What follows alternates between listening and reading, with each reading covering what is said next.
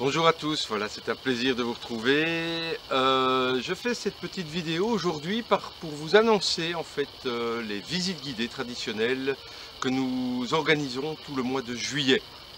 Alors, ces visites guidées auront lieu tous les mercredis, vendredis et samedis. Première visite à 10h30, deuxième à 15h. Ces visites sont avec une entrée libre, tout le monde peut venir, il n'y a rien à payer. Ce sont juste des visites organisées pour vous familiariser avec toutes les familles d'hydrangeas et autres hortensias. Il faut bien comprendre que c'est un monde particulier et contrairement à ce qu'on croit, l'hortensia n'est pas forcément une plante de terre de bruyère qu'il faut mettre à l'ombre. Il y a des familles pour le soleil, il y a des familles pour l'ombre. Il y a des familles qu'il faut tailler. Et d'autres, si vous les taillez, vous n'avez pas de fleurs. Donc c'est vraiment important de venir une fois si vous êtes passionné par les plantes parce que vous allez apprendre un tas de choses.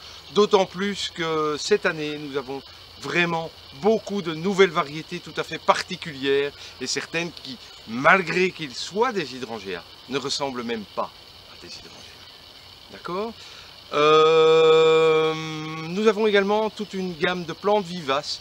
Une collection que j'ai dédiée comme étant des plantes vivaces qui s'associent avec les hydrangeas.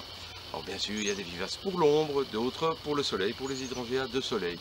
Ces visites guidées vont également se terminer par une belle convivialité puisque vous le savez sans doute, j'ai une collection de vins de Bourgogne et cet été j'en fais un petit peu profiter à la fin de la visite guidée et nous goûterons 3 merveilleux vins de Bourgogne ensemble pour une dégustation bien sympathique.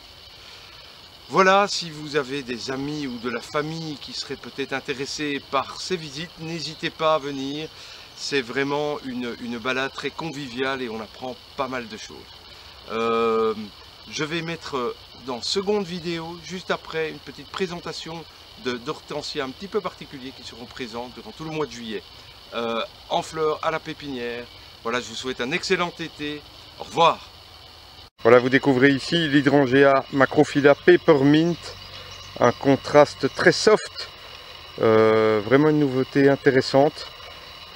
D'abord vert, puis bicolore, rose et blanc. Voilà, le tout nouveau hydrangea Paniculata Polestar, appelé aussi Switch Ophelia.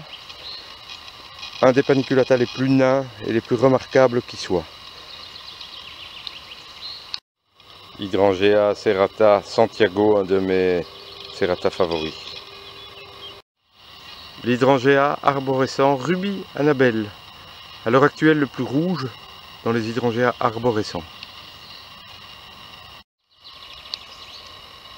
Ici l'agapanthe Brilliant Blue, une nouvelle agapanthe qui fleurit vraiment tout l'été avec des remontées permanentes, bien rustique. Il suffit juste de mettre une brouette de feuilles à son pied et on la retrouve sans aucune difficulté début avril qui repointe le bout de son nez.